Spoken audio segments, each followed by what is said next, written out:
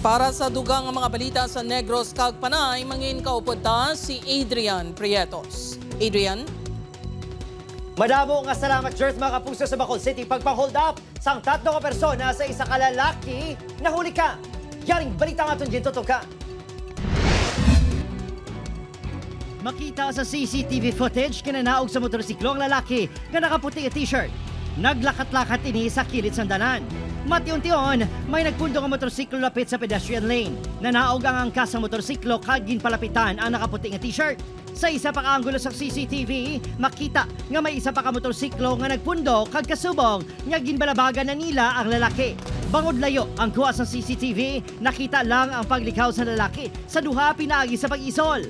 Sa nakalabot na sa masa nagabay sa dalan, madasig nga nagpalagyo ang 3 ka mga lalaki sakay sa duha ka mga motorsiklo. Ang lalaki sa video amo si JM, nga nag-aligar gin hold up sang 3 ka mga lalaki.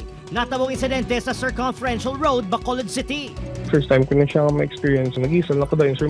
Doon na una lang, git ko guro, sang kulba. Pag nag-isol na lang ko, sir. Naghambal nga hold up. Nga ba siyang yatag na na. Bako, hindi lang, sir. Punong, hindi lang. Pakadto sa trabaho ang biktima bilang ground assistant sa Bacolod Silay Airport sang natabo ang insidente. May ginataya sila sa akin, sir. Pero wala ko kabalo if pusil siya or kutsilyo kung maigo sa sangsanag, sir. Gakinang siya nga silver. Sa bilog sabi nga incident, sir, ang ako nga focus is ara to sa ginakaplan, sa ginatay, sir, kung kasi bala palokpon. Napurnada ang pagpang-hold up tungod nakahingagaw kadto si JM sa masanag gabahin sang dalan. Wala ma-report ni JM ang insidente sa kapulisan.